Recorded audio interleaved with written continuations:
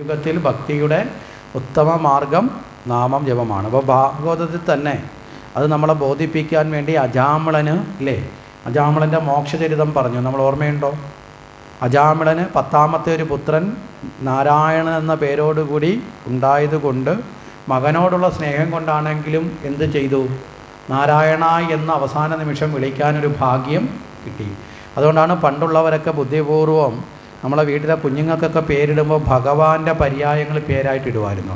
കമലാക്ഷി, ഗോമതി, കല്യാണി, പങ്കജാക്ഷി, അല്ലേ, ഗൗരി, ലക്ഷ്മി. ആണുങ്ങൾക്ക് പേരിടുമ്പോൾ ഗോപാലകൃഷ്ണൻ, രാമചന്ദ്രൻ, ശിവശങ്കരൻ, കൃഷ്ണൻകുട്ടി. കാര്യം ഇതിനകത്തെല്ലാം എന്തുണ്ട്? ഈശ്വരൻ്റെ ഒരു ശബ്ദം ഉണ്ട്. അപ്പം നമ്മൾ വീട്ടിലെ കുഞ്ഞുങ്ങളെ വിളിക്കുന്നതാണെങ്കിൽ പോലും ആ വിളിയിലൂടെ ഭഗവാന്റെ നാമത്തെ വിളിക്കാനുള്ള നാവിനെ ഒരു പ്രാക്ടീസായി മാറും, അല്ലേ? ഇവിടെ അജാമിളനും സംഭവിച്ചതല്ലേ, മകനായ നാരായണനെ ഓർത്താണ് വിളിച്ചത്. പക്ഷേ മരണവെപ്രാളത്തിൻ്റെ ഇടയിൽ മകനെ മറക്കുകയും ഭഗവാനെ ഓർക്കുകയും ചെയ്തുകൊണ്ട് സദ്ഗതി ലഭിച്ചു. മനസ്സിലാവുന്നുണ്ടോ? അങ്ങനെയാണ്. അതുകൊണ്ടാണ് പേരിടുമ്പോൾ അർത്ഥമുള്ള പേരുകൾ ഇടുക എന്ന് പറയും കുഞ്ഞുങ്ങൾക്ക്. ഇപ്പം നമ്മുടെ കുഞ്ഞുങ്ങൾക്കൊക്കെ പേരിടുന്നത് കേട്ടാൽ ചിരി വരും. മനസ്സിലായില്ലേ? പുതിയ പേര് കണ്ടുപിടിക്കുക. അച്ഛൻ്റെ പേരും അമ്മയുടെ പേരും 2 അക്ഷരം വെട്ടിയെടുത്ത് പച്ച തേച്ച് ഒട്ടിക്കും. ചില കുഞ്ഞുങ്ങളുടെയൊക്കെ പേര് സാസു സീസു എന്നൊക്കെയാണ്. എന്തുവാന്ന് പോലും അറിയില്ല, ആർക്കും അറിയില്ല. അച്ഛൻ കൃഷ്ണൻകുട്ടി, അമ്മ മീനയാണെങ്കിൽ അച്ഛൻ്റെ കൃവും അമ്മയുടെ മീൻ കൂടെ ചേർത്ത് വെക്കും. കൊച്ചിൻ്റെ പേരെന്തായിരിക്കും? മനസ്സിലായില്ലേ? കൊച്ചിനും ഇത് അറിയത്തില്ല. കൊച്ചു കൊണ്ടു കിടക്കുന്ന നല്ല പേരാണ്. അവസാനം നാട്ടിലുള്ള ആരെങ്കിലും കാണിച്ചു കൊടുക്കുന്നില്ല, വെള്ളത്തിൽ കിടന്ന് പൊളയുന്നതാണ് നീയെന്ന്. അന്നേരം ആയിരിക്കും കൊച്ചച്ഛനും അമ്മയും പ്രാവുന്നത്. മനസ്സിലായില്ലേ? പേരുകൾക്ക് അർത്ഥമുണ്ടാവണം. ആ പേരുകളിൽ നിന്ന് അവരുടെ സ്വഭാവത്തെ രൂപപ്പെടുത്തും. നമ്മൾ ഭാഗവതത്തെക്കുറിച്ച് പറഞ്ഞു പല പേരുകൾ, അല്ലേ, പേരുകൾ അവരുടെ സ്വഭാവത്തെ രൂപപ്പെടുത്തുന്നതായി മാറും. അതുകൊണ്ടാണ് ഭാഗവതത്തിൽ പരീക്ഷത്തിൻ്റെ പേര് പറഞ്ഞ് നമ്മൾ പറഞ്ഞു, എന്തിനെ കണ്ടാലും പരീക്ഷിച്ച് നോക്കുന്നവൻ പരീക്ഷിത്ത്, കൃഷ്ണവർണ്ണത്തോടു കൂടിയവൻ കൃഷ്ണൻ, ബലത്തോടു കൂടിയവൻ ബലരാമൻ. മനസ്സിലായില്ലേ? പേരുകൾക്കൊരർത്ഥമുണ്ട്. ശ്രീരാമൻ ഐശ്വര്യമുള്ളവനും എല്ലാവരെയും രമിപ്പിക്കുന്നവനും ശ്രീരാമൻ. ആ പേരുകൾക്ക് വളരെ കൃത്യമായ അർത്ഥങ്ങൾ ഉള്ളതാവണം. അപ്പം നാമം എന്നത് വളരെ പ്രധാനമാണ്. നാമജപം എന്ന് പറഞ്ഞാൽ നാമം നാമിയെ ഓർക്കാൻ കാരണമാവും. നാമി എന്ന് പറഞ്ഞാൽ എന്താ? നാമത്തിൻ്റെ ഉടമസ്ഥനായ വസ്തു എന്താണോ അതാണ് നാമി. ഇപ്പം വിളക്ക് എന്നത് നാമമാണ്, അല്ലേ? ആണോ അല്ലയോ? ആ നാമത്തിന് ഒരു രൂപമില്ലേ? ഉണ്ടോ? നമ്മളടുത്ത് പറയാം വിളക്ക്, നിലവിളക്കും എടുത്തുകൊണ്ട് വരാൻ പറഞ്ഞാൽ നമ്മുടെ മനസ്സിൽ നമ്മളാട്ടെ നേരെ അകത്തെ മുറിയിൽ ചെന്നിട്ട് അവിടെ ചെന്നിട്ട് മണ്ണെണ്ണ വിളക്ക് നോക്കുമോ നിലവിളക്ക് നോക്കുമോ? എന്താ കാരണം? നമുക്ക് ആ നാമത്തിൻ്റെ നാമിയെ ഓർമ്മയുണ്ട്, അല്ലേ? സങ്കല്പം. അതുകൊണ്ട് നമ്മളതിനെ എടുക്കും. അപ്പോൾ അതേ കണക്ക് നമ്മളൊരു പേര് കേൾക്കുമ്പോൾ ആന എന്നൊരു നാമമാണ്. പക്ഷേ അതിൻ്റെ രൂപം നമുക്ക് ആ സമയത്ത് മനസ്സിൽ ഓർമ്മ വരില്ലേ? വരത്തില്ലേ? അപ്പം ഭഗവാന്റെ നാമം ജപിക്കുമ്പോൾ ആ നാമം ജപിക്കുന്ന സമയത്ത് ഓം നമശിവായ നമശിവാൻ ജപിക്കുമ്പോൾ നമ്മുടെ മനസ്സിൽ ഏത് രൂപം വരും? ഭഗവാന്റെ രൂപം തെളിയും. മനസ്സിലായില്ലേ? അപ്പോൾ ആ ഭഗവാന്റെ രൂപത്തെ ഉള്ളിൽ പ്രതിഷ്ഠിക്കാൻ ഏറ്റവും എളുപ്പം സാധിക്കുന്ന എന്തിലൂടെയാണ്? നാമത്തിലൂടെയാണ്. നാമത്തിൻ്റെ പ്രാധാന്യം ഏറ്റവും കൂടുതൽ നമ്മുടെ പൂന്താനം വളരെ കൃത്യമായി ജ്ഞാനപ്പാനയിൽ ഗുരുവായൂരപ്പനെ സ്തുതിക്കുമ്പോൾ പറയും. ഗുരുവായൂരപ്പനെ സ്തുതിക്കുന്ന സമയത്ത് പറയും, ഗുരുവായൂരപ്പൻ അല്ലെങ്കിൽ ഗുരുനാഥൻ തുണ ചെയ്യുക സന്തതം, തിരുനാമങ്ങൾ നാവിന്മേലെപ്പോഴും. എപ്പോഴും തിരുനാമം ഉണ്ടാവണം നാവിന്മേൽ. എന്താ കാര്യം? നരജന്മം സഫലമായിടുവാൻ. ഈ മനുഷ്യജന്മം സഫലമാകാൻ ഭഗവാന്റെ നാമങ്ങൾ ഉച്ചരിക്കുക. അപ്പോൾ ചോദിക്കും, നമ്മൾ വീട്ടിൽ മറ്റു ജോലി ചെയ്യുമ്പോഴൊക്കെ നാമം ജപിക്കാം. എപ്പോഴും ജപിക്കാം. നാമജപത്തിന് ഒരിടത്തും തടസ്സമില്ല. മനസ്സിലായില്ലേ? ഒരു സ്ഥലത്ത് പോലും നമ്മുടെ ത്രിനാമകീർത്തനത്തിലെ എഴുത്തച്ഛൻ അതിനെ കൃത്യമായി ഒന്നുകൂടി നമുക്ക് മലയാളത്തിൽ വ്യാഖ്യാനിച്ചിട്ടുണ്ട്. എന്താ? ഋതുവായ പെണ്ണിനും ഇരപ്പനും ദാഹകനും പതി തന്നെ അഗ്നിയജനം ചെയ്ത ഭൂസുരനും, അല്ലേ? പതിവായ ആർക്ക് ഏതവസ്ഥയിലും നമുക്ക് എന്ത് ചെയ്യാം? നാമം ജപിക്കാം. മനസ്സിലായോ? നമ്മൾ തെറ്റായി ധരിക്കേണ്ട ആവശ്യമില്ല. ഭഗവാന്റെ നാമമാണ് സർവ്വദുഃഖത്തെയും കടത്തുന്നത്.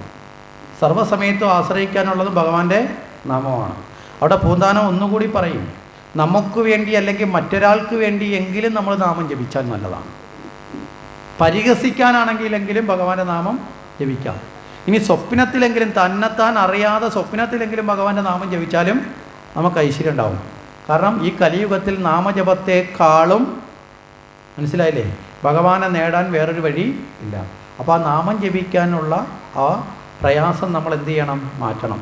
പണ്ടൊക്കെ നമ്മുടെ വീടുകളിൽ പ്രഭാതത്തിലും പ്രദോഷത്തിലും നാമജപം ഉണ്ടായിരുന്നു. പ്രഭാതത്തിൽ ഹരിനാമ കീർത്തനം അല്ലെങ്കിൽ ജ്ഞാനപ്പാന ഇതിലേതെങ്കിലും ഒന്ന് ചെല്ലുന്ന വീടുകളുണ്ടായിരുന്നു. സന്ധ്യയ്ക്കോ സന്ധ്യനാമം അല്ലേ രാമരാമ എന്ന് ജപിക്കുന്ന വീടുകളുണ്ടായിരുന്നു. ആ വീടുകളിലൊക്കെ ആ ഈശ്വരൻ്റെ അനുഗ്രഹവും അന്നുണ്ടായിരുന്നു. അപ്പം ചോദിക്കും, അന്നത്തെ അനുഗ്രഹം അന്ന് ചെറിയ വീടല്ലായിരുന്നു, മണ്ണ് കെട്ടിയ വീടല്ലായിരുന്നു, ഓല കെട്ടിയ വീടല്ലായിരുന്നു. ഇപ്പം ഇതൊന്നും ചെല്ലുന്നില്ലെങ്കിൽ ഞങ്ങൾക്ക് വാർത്ത വീടുണ്ടല്ലോ, ഞങ്ങൾക്ക് കാറുണ്ടല്ലോ, ഞങ്ങൾക്ക് പണമുണ്ടല്ലോ, സ്വർണ്ണമാലയുണ്ടല്ലോ. ഇതൊക്കെയാണ് ഇന്ന് ആൾക്കാർ ചിന്തിക്കുന്നത്. പക്ഷേ ഇന്നും നമുക്ക് പണ്ട് മണ്ണ് കെട്ടിയ വീട്ടിൽ ഓലക്കുടിലും കിടന്ന ആ സമാധാനവും ശാന്തി ഇന്ന് ഈ വലിയ വീട്ടിൽ കിടക്കുമ്പോൾ ഉണ്ടോ? ആ പരസ്പരമുള്ള സ്നേഹം ഇന്ന് ഈ വലിയ വീട്ടിൽ കിടക്കുന്നിടത്തുണ്ടോ? വലിയ വീടിനെയല്ല കുറ്റം പറയണത്, മനസ്സിലായില്ലേ? പണ്ട് ഈ നാമജപത്തിൻ്റെ പ്രാധാന്യം എന്ന് പറയുന്നത് അച്ഛനെയും അമ്മയെയും അനുസരിക്കാൻ പ്രാപ്തരായ മക്കളും മക്കൾക്ക് മാതൃകയായി ജീവിക്കുന്ന മാതാപിതാക്കളുമായിരുന്നു. ഇന്നങ്ങനെയാണോ? അച്ഛൻ കൊമ്പത്താണെങ്കിൽ അമ്മ വരമ്പത്ത്, മക്കൾ ഓടപ്പുറത്ത്. ഇതാണ് ഇപ്പോഴത്തെ അവസ്ഥ, മനസ്സിലായില്ലേ? പണ്ടൊരു ബഹുമാനം ഉണ്ടായിരുന്നു, ശരിയല്ലേ? പരസ്പരം ഒരു ബഹുമാനം ഉണ്ടായിരുന്നു. നമ്മളൊക്കെ പണ്ട് കാലത്ത് ഏതെങ്കിലും ഒരു വീട്ടിലേക്ക് ഒരു മുതിർന്ന ഒരാൾ കയറി വന്നാൽ അവിടെ ഇരിക്കുന്നവർ എന്ത് ചെയ്തുകൊണ്ടിരുന്നാലും ഒന്ന് എഴുന്നേക്കും, ശരിയാണോ? പേടിച്ചിട്ടല്ല, പിന്നെന്തിനാ? ഒരു ബഹുമാനത്തിലാണ്. ഇന്ന് സ്വന്തം അച്ഛനോ അമ്മ പോലും വന്നാൽ പോലും നമ്മുടെ വീട്ടിൽ ഇരിക്കുന്ന കുഞ്ഞുങ്ങൾ കാലിൻ്റെ മേളിൽ കാല് കയറ്റി വെച്ച് ഇരിക്കുന്നതല്ലാതെ എഴുന്നേക്കാറുണ്ടോ? ആകാശമൊന്നും ഇടിഞ്ഞു വീഴില്ല, പക്ഷെ ഒരു വിനയം, ഒരു ലാളിത്യം, പറഞ്ഞു മനസ്സിലായില്ലേ? ഇതൊക്കെ നമുക്ക് എപ്പോൾ ഉണ്ടായിരുന്നു? പണ്ട് കാലത്ത് നമുക്ക് ഇതെല്ലാം ഉണ്ടായിരുന്നു. പണ്ട് ഇതിനൊക്കെ നമ്മളെ പ്രാപ്തമാക്കിയ നല്ല ചിന്തകൾ രാവിലെയും വൈകുന്നേരം പ്രഭാതത്തിൽ ഉണരുമ്പോഴും അത് കഴിഞ്ഞ് സന്ധ്യയിലേക്ക് എത്തുമ്പോഴും നമ്മുടെ മുന്നിൽ ആ നല്ല ചിന്തകൾ പകരാവുന്ന നാമജപങ്ങളുണ്ടായിരുന്നു. ആ നാമജപം കേട്ട് കേട്ട് കേട്ട് കേൾവിയിലൂടെ നമ്മുടെ മനസ്സിൽ നല്ല ചിന്തകൾ വന്ന് ചേർന്നിരുന്നു. നല്ല കുടുംബത്തെ വാർത്തെടുക്കുന്നതിൽ നാമജപത്തിന് വലിയ പ്രാധാന്യമുണ്ട്. ഇന്നിപ്പോൾ നമ്മളതൊക്കെ ഉപേക്ഷിച്ചിട്ടുണ്ട്, അല്ലേ? ശരിയല്ലേ? ഇതൊക്കെ നമ്മൾ തിരിച്ചുകൊണ്ട് വരണം. നമ്മൾ ഇന്ന് ഏറ്റവും കൂടുതൽ രോഗികളായി മാറിക്കൊണ്ടിരിക്കുക, നിത്യരോഗികളായി മാറുന്നവരുടെ എണ്ണം കൂടുതലാണ്. കുറവാണോ കൂടുതലാണോ? അപ്പോൾ ചോദിക്കും, നാമം ജപിച്ച രോഗം മാറുമോ? തീർച്ചയായും മാറും. അതാണ് ഗുരുവായൂരപ്പൻ്റെ മുമ്പിലിരുന്ന വാതാലയേശനെ സ്തുതിച്ച വട്ടതിരിപ്പാട് നാരായണീയം ജപിക്കുമ്പോൾ ഓരോ ശ്ലോകം കഴിയുമ്പോഴും പറയും, ഭഗവാനെ എൻ്റെ വാതരോഗം മാറ്റിയാലും. അവസാനം സർവ്വവാതരോഗവും മാറിയിട്ടാണ് വട്ടതിരിപ്പാട് നാരായണീയം ഭഗവാന്റെ മുമ്പിൽ സമർപ്പിച്ചത്. വാദം മാത്രമല്ല, കാര്യം പ്രാർത്ഥന കൊണ്ട് മാത്രം അസുഖം മാറും എന്നുള്ള അന്ധവിശ്വാസമൊന്നുമില്ല ഞാൻ പറഞ്ഞു. ചിലരെ കണക്ക് മരുന്നൊന്നും കഴിക്കേണ്ട, നിങ്ങൾ വരുന്ന പ്രാർത്ഥിച്ചാൽ മതി, കൈകൊട്ടി വിളിച്ചാൽ മതി എന്ന് അങ്ങനെയല്ല ഞാൻ പറഞ്ഞത്. ഔഷധം സ്വീകരിക്കുന്നതിനോടൊപ്പം ആ ഔഷധം ഗുണപ്രദമാക്കാൻ നമ്മുടെ മനസ്സിനെ കൂടി ശക്തിയുള്ളതാക്കണം, മനസ്സിലായില്ലേ? മനസ്സ് പോസിറ്റീവാക്കണം. അപ്പം നമ്മുടെ എല്ലാ ദിവസവും നമ്മുടെ മനസ്സിനെ റീഫ്രഷ് ചെയ്യാൻ എന്തുകൊണ്ട് സാധിക്കും? നാമജപം കൊണ്ട് സാധിക്കും. നമ്മളിപ്പോൾ ഇന്ന് ഉടുത്ത വസ്ത്രം നാളെ അലക്കാതാണ് ഉപയോഗിക്കുന്നതെങ്കിൽ ഇന്ന് ഉടുത്തതിൻ്റെ അഴുക്കും കൂടി നാളത്തതിനകത്തേക്ക് വരത്തില്ലേ? അല്ലേ? നാളത്തേതും കൂടെ ചേരും. അടുത്ത ദിവസം ആകുമ്പോഴോ ഇത് അടുത്തും കൂടി ചേരും, മനസ്സിലായില്ലേ? അപ്പോൾ ഇതുപോലെ നമ്മൾ വസ്ത്രത്തിൽ പറ്റുന്നത് പോലെ തന്നെ ജീവിതത്തിൽ മനസ്സാകുന്ന നമ്മുടെ ഉള്ളിലും ചില അഴുക്കുകൾ വന്ന് ചേരും. ആ അഴുക്കുകളെ കഴുകി ശുദ്ധീകരിക്കാൻ നമുക്ക് നിത്യേനയുള്ള പ്രാർത്ഥന കൊണ്ട് സാധിക്കും. പറഞ്ഞു മനസ്സിലായില്ലേ? പ്രാർത്ഥനകൾ മഹാശക്തിയാണ്. ഇപ്പം നമ്മൾ പുരാണത്തിൽ കാണും, ദേവന്മാരൊക്കെ പ്രതിസന്ധി വരുമ്പോൾ, വിഷമഘട്ടം വരുമ്പോൾ വിഷ്ണുവിൻ്റെ അടുത്തോ ദേവിയുടെ അടുത്തോ വന്നു നിന്ന് എന്താ ചെയ്യുന്നത്? പ്രാർത്ഥിക്കുകയാണ്, മനസ്സിലായില്ലേ? അവർ പ്രാർത്ഥിക്കുക. ആ പ്രാർത്ഥന നമ്മളിലുള്ള ചൈതന്യത്തെ വർദ്ധിപ്പിക്കും. കാരണം പ്രാർത്ഥന ചെല്ലുന്നത് നമ്മളല്ലേ. ആ പ്രാർത്ഥന ചെല്ലുമ്പോൾ ആ മന്ത്രങ്ങളുടെ അക്ഷരവിധാനം കൊണ്ട് നമ്മുടെ ഉള്ളിലൊരു റീസൈക്ലിങ് നടക്കും.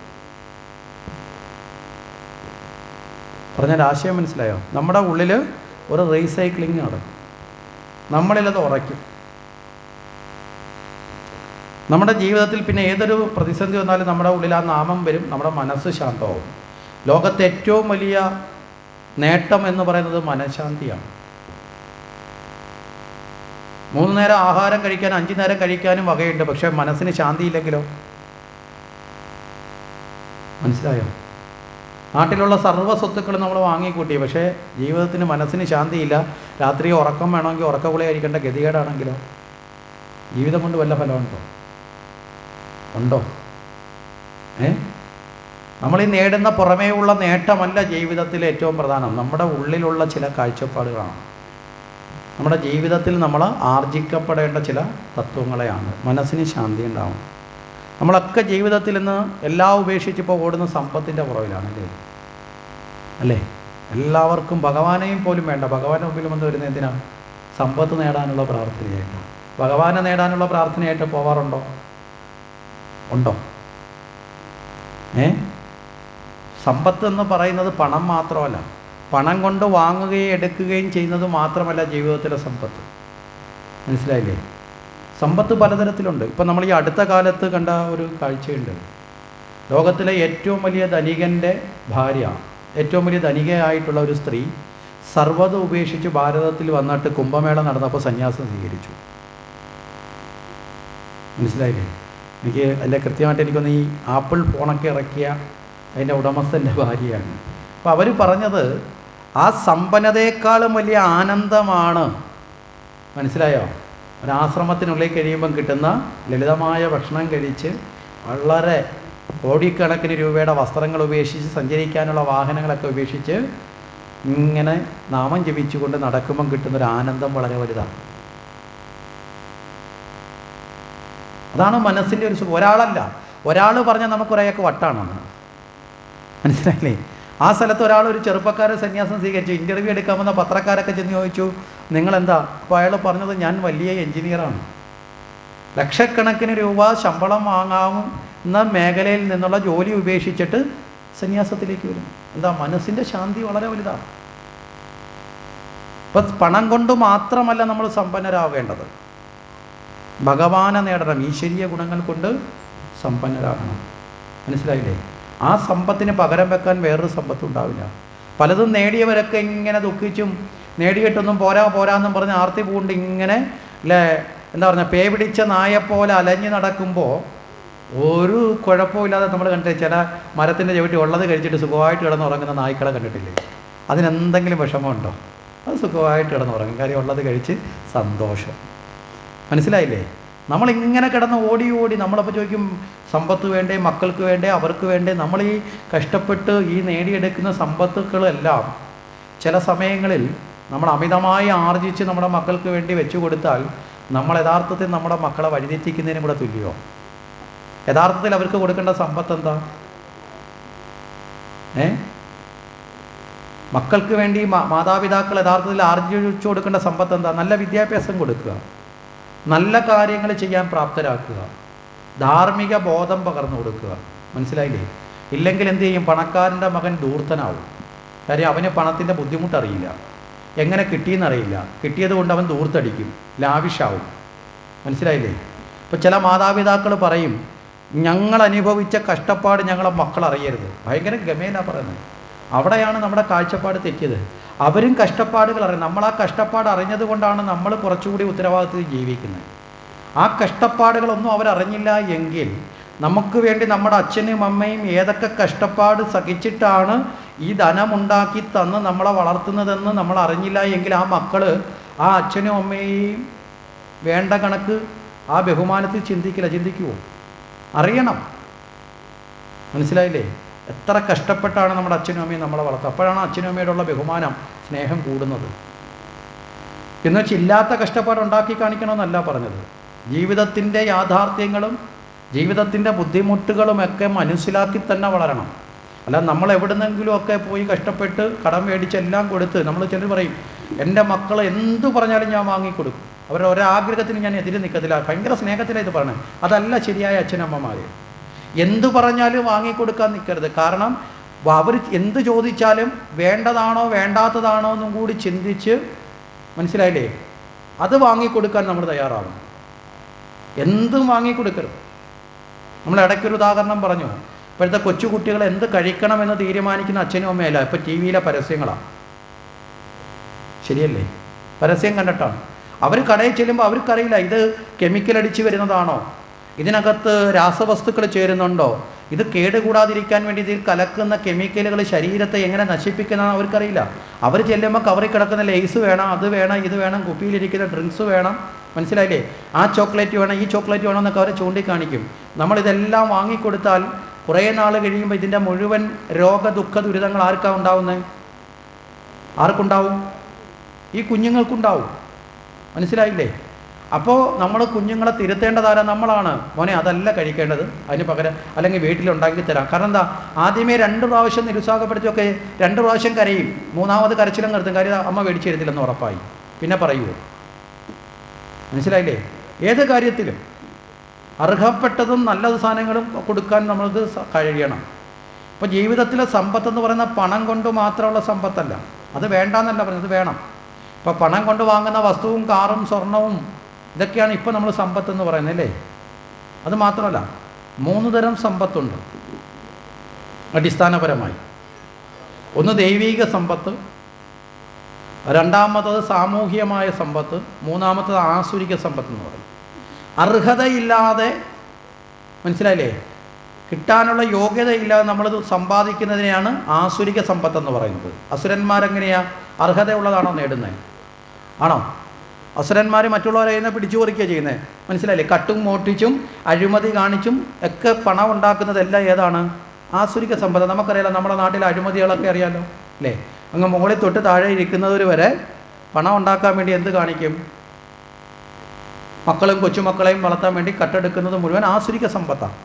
അതിൽ മന്ത്രിമാർ തൊട്ടിഞ്ഞ് സാധാരണ ജോലിക്കാരൻ വരെ ഉണ്ടാവും. അപ്പോൾ അതൊക്കെ കളവ് നടത്തുക, അങ്ങനെയൊക്കെയുള്ളതെല്ലാം എന്താണ്? ആസുരിക സമ്പത്താണ്. അതൊരിക്കലും നമ്മുടെ ജീവിതത്തിൽ ഉണ്ടാവരുത്. കാരണം ആ സമ്പത്തിൻ്റെ പരിണിത ഫലം ഭയാനകമായ ദുഃഖങ്ങളായിരിക്കും.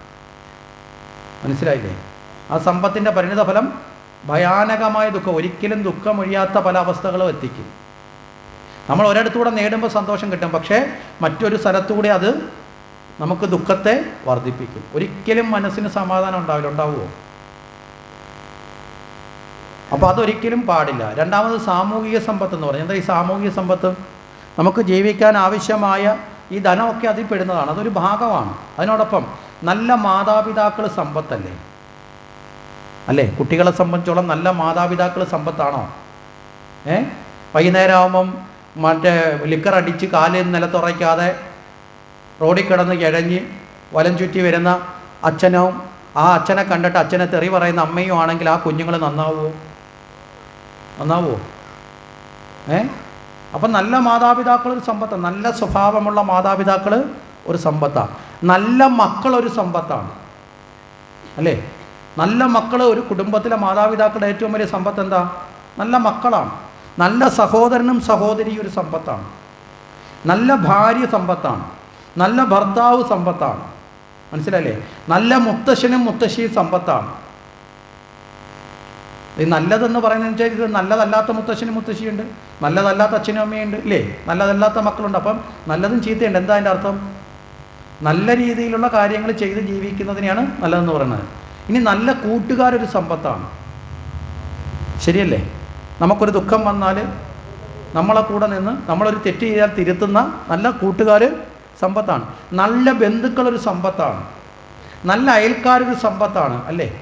നമ്മുടെ വീട്ടിലൊരു ദുഃഖം വന്നാൽ സഹായിക്കാൻ ആദ്യം ഓടിയെത്തുന്ന ആരായിരിക്കും? ദൂരെയുള്ള ബന്ധുക്കളാണോ അടുത്തുള്ള അയലത്തുകാരായിരിക്കുമോ? അയലത്തുകാരാണ്. നല്ല അയൽക്കാരൊരു സമ്പത്താണ്. നല്ല ഗുരുനാഥന്മാർ സമ്പത്താണ്. നല്ല ബുദ്ധി സമ്പത്താണ്.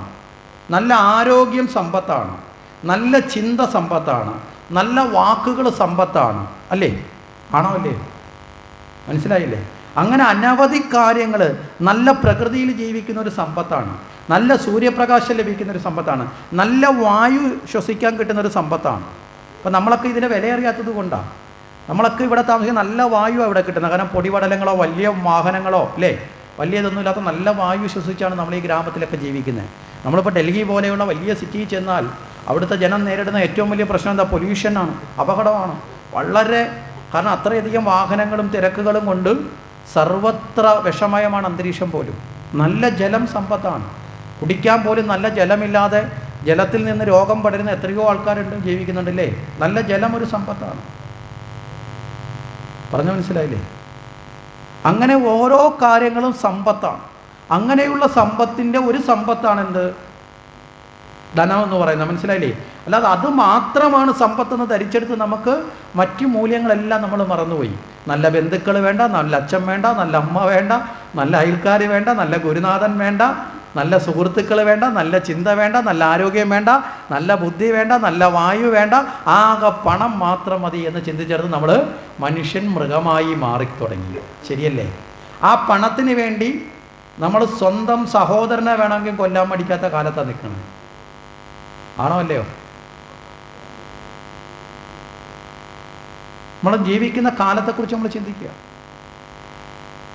അപ്പോൾ അത്തരത്തിലുള്ള സമ്പത്തിനെയാണ് സാമൂഹിക സമ്പത്ത്. അത് നമ്മൾ ആർജിച്ചെടുക്കണം. എല്ലാ സമ്പത്തിനെയും നമ്മൾ അറിയണം. ആ സമ്പത്തുകളെല്ലാം സമമായി നേടുമ്പോഴാണ് നമ്മുടെ ജീവിതം ഒരു മനുഷ്യത്വത്തിലേക്ക് എത്തുന്നത്. ഇനി ദൈവിക സമ്പത്തുണ്ട്. എന്താ? സദ്ഗുണങ്ങൾ, അഹിംസ, ദയ, സ്നേഹം, കാരുണ്യം. മനസ്സിലായില്ലേ? അങ്ങനെയുള്ള സമ്പത്തുക്കളുണ്ട്. അതൊക്കെ ദൈവിക സമ്പത്തുക്കളാണ്. ഭഗവത്ഗീതയിൽ ഭഗവാൻ 26 സമ്പത്തുക്കളെ കുറിച്ച് പറയും. 26 സമ്പത്തുക്കൾ നേടണമെന്ന് പറയും. സഹജീവികളോടുള്ള കാരുണ്യം, ദുഃഖിതരെ സഹായിക്കുക, ദാനം ചെയ്യുക. മനസ്സിലായില്ലേ? നമുക്കുള്ളതിൽ നിന്ന് മറ്റുള്ളവർക്ക് കൂടി ദാനം ചെയ്യുക, ത്യാഗം ചെയ്യുക, ത്യജിക്കാനുള്ള മനസ്സ്. ഇതൊക്കെ സമ്പത്ത്, ദൈവിക സമ്പത്താണ്. കുറേ കൂടി ഈശ്വരീയമായി നേടേണ്ട. അപ്പം ഈ ആദ്യം നമ്മൾ എന്ത് ചെയ്യണം? ആസുരിക സമ്പത്തിലേക്ക് ഒരിക്കലും വീഴാതെ സാമൂഹികമായി മുമ്പേ പറഞ്ഞ സമ്പത്തുക്കളെല്ലാം നേടണം. നല്ല സുഹൃത്തുക്കളും നല്ല മാതാപിതാക്കളെയും നല്ല ബന്ധുക്കളെയും നല്ല അയൽക്കാരെയും ഒക്കെ നേടി നല്ല ചിന്തകളെയും ഇതൊക്കെ നമ്മൾ നേടണം. അത് കഴിഞ്ഞിട്ട് അതിൽ നിന്ന് എന്ത് ചെയ്യണം? ദൈവിക സമ്പത്ത് നേടണം. മനസ്സിലായില്ലേ? ഏറ്റവും ശാശ്വതമായ ആത്മശാന്തി ലഭിക്കുന്ന ഏറ്റവും ശ്രേഷ്ഠമായ സമ്പത്ത് ഏതാണ്? ദൈവിക സമ്പത്താണ്. അപ്പോൾ ഈശ്വരീയമായ സമ്പത്ത് നമ്മുടെ ജീവിതത്തിൽ നേടണം. ആ സമ്പത്തിനെക്കുറിച്ച് നമ്മൾ പഠിക്കണം. അപ്പോൾ ഇവിടെ നിന്ന് തന്നെ നമ്മുടെ ഈ പൂജാവിധികൾ നടത്തുന്ന ആൾക്കാർക്ക് പ്രസാദമായി കൊടുക്കുമ്പോൾ അതിൻ്റെ കൂടെ ഒരു ബുക്ക് കൂടി കൊടുത്തു. ഭഗവത്ഗീതയുടെ ഒരു ബുക്ക്, 108 ശ്ലോകങ്ങളുള്ള ഗീതയുടെ ഒരു ബുക്കാണ്. ആ ബുക്കിനകത്ത് 16-ാം അധ്യായത്തിലെ ദൈവീക സമ്പത്ത് എന്ന് പറയുന്ന ഭഗവാൻ കൃഷ്ണൻ അർജുനനെ ഉപദേശിക്കുന്ന 3 ശ്ലോകവും അതിൻ്റെ അർത്ഥവുമുണ്ട്. അതിൽ മുഴുവൻ ഞാൻ പറഞ്ഞില്ല, 108 ശ്ലോകങ്ങളും അതിൻ്റെ അർത്ഥം ആ ബുക്കിനകത്തുണ്ട്. ഓരോന്നും നമ്മുടെ ജീവിതത്തിലെ വിലപിടിച്ചുള്ള അറിവുകളാണ്. അതിൽ എണ്ണി ആ 3 ശ്ലോകത്തിനകത്ത് ഈ 26 ഗുണങ്ങളെക്കുറിച്ച് ഭഗവാൻ പറയും. അഭയം, തത്വസംശുദ്ധിർ, ജ്ഞാന, യോഗ വ്യവസ്ഥി, ദാനം, ദമച്ച, യജ്ഞസ്യ, സാധ്യായ, സ്തവ, ആർജവം എന്ന് പറഞ്ഞുകൊണ്ട് ഇങ്ങനെ ഇതൊരു ശ്ലോകമാണ്. അങ്ങനെ 2 ശ്ലോകം കൂടി ചേർത്ത് അങ്ങനെ മൊത്തം 3 ശ്ലോകം അവിടെ ഭഗവാൻ പറയും. ദൈവീക സമ്പത്ത് എന്ന് പറഞ്ഞ് അർജുനെ ഉപദേശിക്കുക. ഈ 3 ശ്ലോകം മാത്രം എങ്കിലും ഏറ്റവും കുറഞ്ഞത് നമ്മുടെ കുഞ്ഞുങ്ങളെ പഠിപ്പിക്കുക. ചെല്ലാൻ മാത്രമല്ല, എൻ്റെ അർത്ഥം കൂടി പഠിപ്പിക്കുക. അത് മനസ്സിലായില്ലേ? നമ്മൾ എത്രയോ ലക്ഷക്കണക്കിന് രൂപ നമ്മുടെ വീട്ടിൽ നമ്മൾ ചെലവിടുന്നുണ്ട്, എത്രയോ കാര്യത്തിന് വേണ്ടി.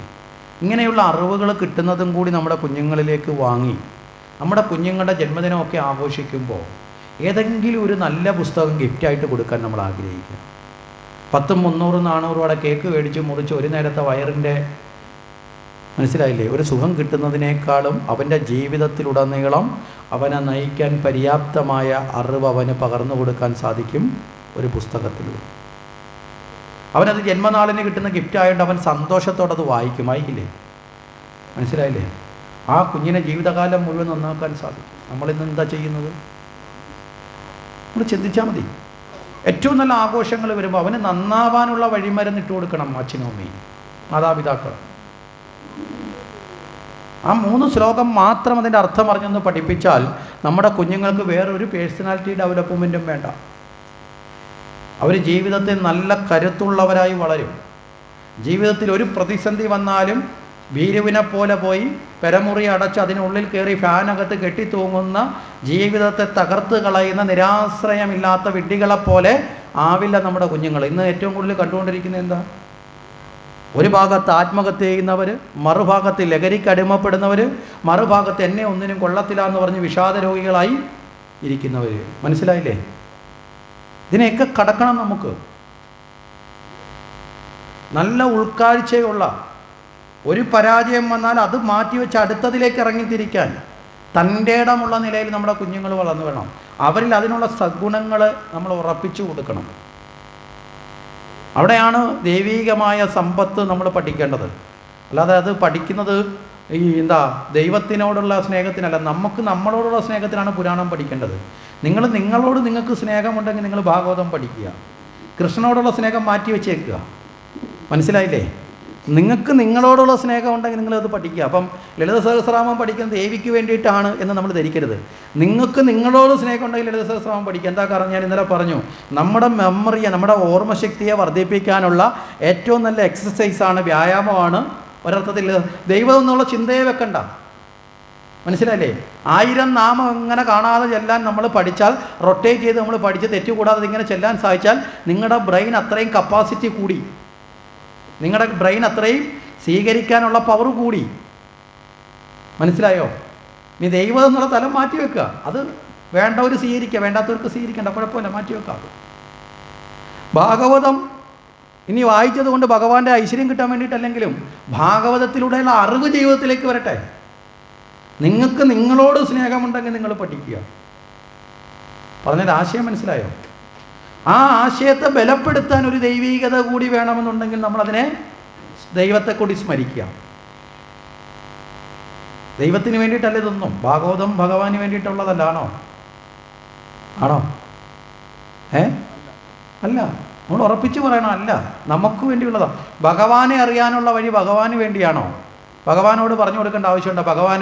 ഭഗവാൻ ഇങ്ങനെയൊക്കെ ചെയ്തിട്ടുണ്ടായിരുന്നു, ഭഗവാൻ ഇങ്ങനെയൊക്കെ ആവണം, ഭഗവാൻ ഈ ഗുണമൊക്കെ ഉണ്ടാവണം, ഭഗവാനെ പഠിപ്പിക്കേണ്ട ആവശ്യമുണ്ടോ? ഇല്ല. നമ്മൾ ഭഗവാനെ ഒരു സാക്ഷിയാക്കി നമ്മൾ പഠിക്കുക ചെയ്യുന്നത്. നമുക്ക് വേണ്ടിയിട്ടാണ്. നമ്മുടെയൊക്കെ ജീവിതത്തിൽ, നിത്യജീവിതത്തിൻ്റെ ഭാഗമായി ഇത് മാറണം. നമ്മുടെയൊക്കെ വീടുകളിൽ നമ്മൾ എത്രയോ രൂപ വിലപിടിപ്പുള്ള ടിവിയും ഫ്രിഡ്ജും അതും ഇതുമൊക്കെ വാങ്ങി വെച്ചിട്ടുണ്ട്. നമ്മളൊക്കെ വീടുകളിൽ ഇന്ന് ഭാഗവതമുള്ള എത്ര വീടുണ്ടാവും? ഞാൻ കൈവക്കാൻ പറയുന്നില്ല. കാര്യം ചിലർ കളവ് ചെയ്യാനും തയ്യാറാവും, ചിലർക്ക് ഇല്ല എങ്കിൽ അത് പറയാൻ ചിലർക്കൊരു വിഷമം വരും. അതൊന്നും വേണ്ട, നമ്മൾ സ്വയം ചിന്തിക്കുക. അപ്പോൾ ചിലർ പറയും എൻ്റെ വീട്ടിൽ ഭാഗവതം ഉണ്ടെന്ന് പറയും. ഉണ്ട് എങ്കിലും അതിനെ ഉപയോഗിക്കുന്ന എത്ര പേരുണ്ടാവും? പറഞ്ഞ് മനസ്സിലായില്ലേ? ഒരിക്കലൊരു സപ്താഹയജ്ഞത്തിന് പോയപ്പോൾ പാരായണത്തിന് വന്നതിൽ ഒരാൾ ഭാഗവതം എടുത്ത് ബാഗിൽ വെക്കാൻ മറന്നുപോയി. സാധാരണ എല്ലാ പ്രാവശ്യവും എല്ലാവരും കൊണ്ടുവരും, ഞാനും എൻ്റെ ഭാഗവതം കൊണ്ടുവരും, അവരെല്ലാവരും കൊണ്ടുവരുന്നതാണ്. പക്ഷേ അയാൾ ബാഗിലെടുത്ത് പാക്ക് ചെയ്തപ്പോൾ എടുത്ത് ബാഗിൽ വെച്ചില്ല, എടുത്ത് വെച്ചിരുന്നു, പക്ഷേ ബാഗിലോട്ട് വെക്കാൻ പെട്ടെന്ന് ധൃതിയിൽ മറന്നുപോയി. അപ്പോൾ അവിടെ വന്നപ്പോൾ എന്നോട് പറഞ്ഞു ഭാഗവതം ഇല്ല. അപ്പോൾ ആരെങ്കിലും വരുന്നവരടുത്ത് ഒരു ഭാഗവതം ഒന്ന് കൊണ്ടുവരാൻ, രാവിലെ തൊട്ട് വായിക്കേണ്ടതാണെന്ന് പറഞ്ഞു. അപ്പോൾ ഞാൻ അവിടെ തലേ ദിവസം വന്ന അമ്മമാരിൽ ഒരാളോട് പറഞ്ഞു ഇങ്ങനെ ഒരു ഭാഗവതം കൂടി. അപ്പോൾ രാവിലെ വന്നപ്പോൾ ഒരു അമ്മ ഭാഗവതം കൊണ്ടുവന്നു. അപ്പോൾ ഇച്ചിരി ഇളകിയിട്ടൊക്കെ ഉണ്ട്, കുറച്ച് പഴകിയ ഭാഗവതമാണ്. അപ്പോൾ അത് ഗ്രന്ഥനമസ്കാരം കഴിഞ്ഞ് കൊടുത്തു, അദ്ദേഹം വായിച്ചു തുടങ്ങി. അത് കഴിഞ്ഞപ്പോൾ ഒരു 8 മണിയൊക്കെ ആയപ്പോൾ ഒരു അമ്മ ഒരു ഭാഗവതം കൊണ്ട്, നല്ല പുതിയ ഭാഗവതമാണ്. അപ്പോൾ അമ്മ പറഞ്ഞു മോനെ അതിഞ്ഞ് തന്നിട്ട് ഇതെടുത്ത് വെച്ച് വായിച്ചത് പുതിയ ഭാഗവതം എന്ന് പറഞ്ഞു. അപ്പോൾ ഞാൻ പറഞ്ഞു ഇപ്പം മേടിച്ചാണോ അമ്മ, ഇതിന് വേണ്ടി പോയി പൈസ കൊടുത്ത് മേടിച്ചാണോ? അല്ലല്ല, ഞാനും ആ ഭാഗവതം അവളും ഞാനും ഒരുമിച്ച് മേടിച്ചതാണ്. കാരണം അത് കൊണ്ടുകൊടുത്ത അമ്മയും ഞങ്ങൾ രണ്ടുപേരും ഒരുമിച്ച് ചക്കുളത്ത് അമ്പലത്തിൽ പൊങ്കാല ഇടാൻ പോയപ്പോൾ അവിടെ നിന്ന് മേടിച്ചതാണ്. പക്ഷേ എൻ്റെ ഭാഗവതം എപ്പോഴും പുതിയതുപോലെ ഇരിക്കും, അവളെ ഭാഗവതം പഴയതായി. മനസ്സിലായില്ലേ? കാരണം എൻ്റെ ഭാഗവതം മേടിച്ചതിൻ്റെ അന്ന് കൊണ്ട് കണ്ണാടിപ്പെട്ടിക്കകത്ത് കയറ്റി വെച്ചിരിക്കുക, ഇന്ന് വരെ തുറന്നു നോക്കിയിട്ടില്ല. അപ്പം ഞാൻ പറഞ്ഞു അമ്മയുടെ ഭാഗവതത്തെക്കാളും മഹത്വവും ഭഗവാനും നിറഞ്ഞു നിൽക്കുന്നത് മറ്റേ ഭാഗവതത്തിലാണ്. ഉണ്ട് പേജളവിയോ പൊടിഞ്ഞോ എന്നല്ല. കാരണം എന്താ, എല്ലാ ദിവസവും തുറന്നു ആ അമ്മ, മറ്റേ അമ്മ ചെറുതായിട്ട് വായിച്ചു നോക്കും. മനസ്സിലായില്ലേ? അപ്പോൾ അമ്മയുടെ കൈ കൊണ്ട് നമുക്കറിയില്ല, പേപ്പർ മറിക്കുമ്പോൾ ഉണ്ടാകുന്ന ചില മടക്കും ചുളിവും, മനസ്സിലായില്ലേ? അങ്ങനെയൊക്കെയുള്ള ഇളക്കം വന്നിട്ട് മറ്റേ അമ്മയുടെ ഭാഗവതം 10 വർഷമായിട്ട് അവിടെ ഇരിക്കുക, കണ്ണാടി പെട്ടിക്കകത്തിരിക്കുക. അത് ഭഗവാനെ നിന്ദിക്കുന്നതിന് തുല്യമാണ്. മനസ്സിലായില്ലേ? ഭാഗവതമോ രാമായണമോ ഭഗവത്ഗീത പോലെയുള്ള നമ്മുടെ ദൈവീകമായ കൃതികളില്ലാത്ത വീടെന്ന് പറയുന്നത് ഈ മൂർഖം പാമ്പ് വസിക്കുന്ന ഗൃഹത്തിന് തുല്യമാണ്. അവിടെ ഒരിക്കലും ശാന്തി ഉണ്ടാവില്ല. ഇനി ഇത് മേടിച്ച് വീട്ടിൽ വെച്ചാൽ മാത്രം മതി, വെച്ച് കഴിഞ്ഞിട്ട് പിന്നെ അത് ഉപയോഗിക്കാതിരിക്കുന്ന നിന്ദിക്കുന്നതിന് തുല്യമാണ്. മനസ്സിലായില്ലേ?